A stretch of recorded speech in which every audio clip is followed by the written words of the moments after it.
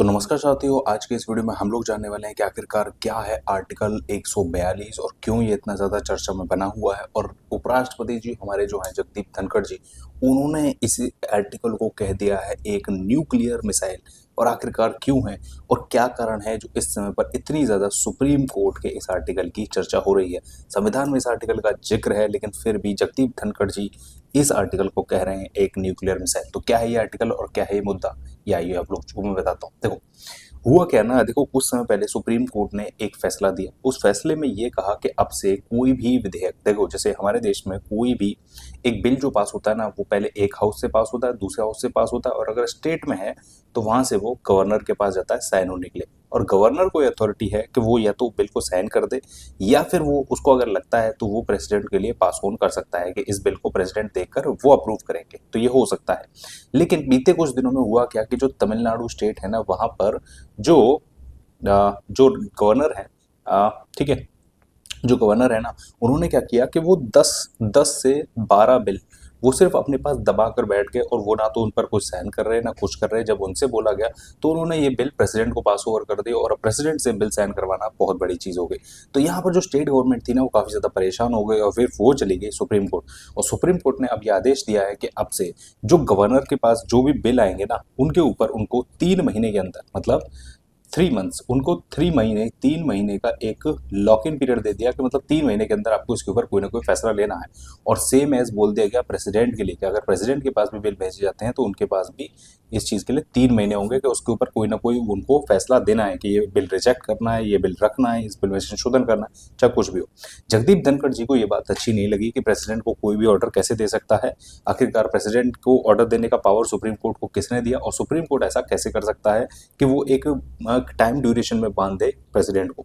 तो देखो आर्टिकल 142 का इस्तेमाल करके आखिरकार सुप्रीम कोर्ट ने ऐसा किया है। सुप्रीम कोर्ट को कॉन्स्टिट्यूशन ने ये आर्टिकल के तहत ताकत दी है कि यहाँ पर देखो सुप्रीम कोर्ट क्या कर सकता है। सुप्रीम कोर्ट एक ज्यूरिडिक्शन में पास सच डिक्री यानी ऑर्डर इन ऑर्डर, देखो necessary for doing complete justice in case of matters pending before it. देखो ज़्यादा इंग्लिश ज़्यादा हिंदी पढ़ने से कुछ नहीं होगा, मैं आप लोगों को बेसिकली समझाता हूँ। देखो सुप्रीम कोर्ट के पास ये पावर है कि अगर उन्हें कंप्लीट जस्टिस यानी कि संपूर्ण न्याय की स्थिति दिख रही है कि भाई इस चीज़ को करने से संपूर्ण न्याय मिल जाएगा, मतलब कोई भी एक ऐसी चीज़ है जो कि पूरी तरीके से उलझ चुकी है, और जो मतलब एक तरीके से पार्लियामेंट ने कुछ बनाया है, या पार्लियामेंट और इनके बीच में कोई टसल हो रहा है, और स्टेट गवर्नमेंट या इनके बीच में कोई टसल हो रहा है, तो वो एक ऐसा निर्णय दे सकती है आर्टिकल 142 के तहत कि जिससे कि संपूर्ण न्याय हो जाए और जो वेलफेयर के लिए काम हो और सब तरीके से एक तरीके से भला हो। अब देखो जिस भी व्यक्ति ने एक बार संविधान पढ़ लिया ना, उसे बहुत ही ज़्यादा नॉलेज भी मिलेगी, और साथ साथ उसे अपने बहुत सारे अधिकारों के बारे में भी पता चलेगा। देखो हमारे देश में, या मैं कहता हूँ जो भी लोकतंत्र के निर्माता रहे थे ना, लोकतंत्र के निर्माता रहे, और हमारे देश में जिन महान व्यक्तियों ने जो हमारा संविधान बनाया, जिसमें डॉक्टर भीमराव अम्बेडकर टॉप पर रहे, तो उन्होंने जो संविधान बनाया ना, उन्होंने इस तरीके से इस चीज़ को डिज़ाइन किया है कि कोई भी अगर किसी भी मतलब एक तरीके से बॉडी को अगर ताकत दी जा रही है, या किसी व्यक्ति को कोई ताकत दी जा रही है, तो उसको रोकने वाला भी कोई है और साथ ही साथ उसको सपोर्ट करने वाला भी कोई है। जैसे कि अगर मान लो हमारी चुनी हुई सरकार कोई अगर तानाशाही करना चाहे, तो उसके लिए एक हाउस नहीं 2 हाउस रखे गए हैं। अगर दोनों हाउस में कुछ हो जाए तो उनके ऊपर प्रेसिडेंट रखा गया है कि प्रेसिडेंट जब कोई साइन करेगा तब होगा।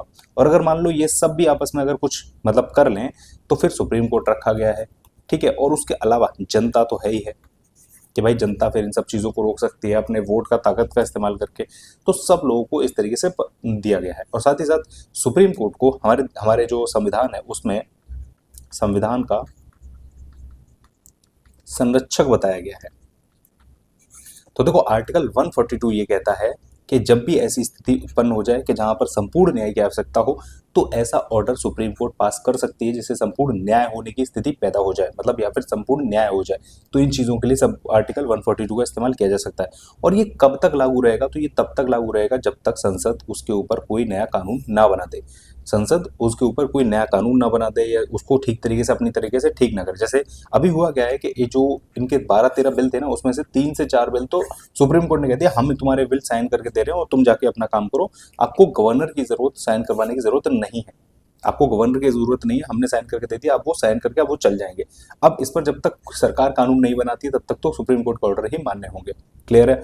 देखो उम्मीद करता हूँ आप लोगों को आर्टिकल 142 समझ में आया होगा और साथ साथ ये केस भी समझ में आया होगा कि आखिरकार ये केस क्या है। आप लोगों की इस बारे में क्या राय है आप लोग नीचे कमेंट में जरूर बताइएगा और वीडियो को लाइक जरूर कर दीजिएगा। देखो आप लोग लाइक नहीं करते हो, लाइक जरूर कर दीजिएगा ऐसी और इंटरेस्टिंग वीडियोस देखते रहने के लिए। Thank you so much for watching. मिलते हैं नेक्स्ट वीडियो में।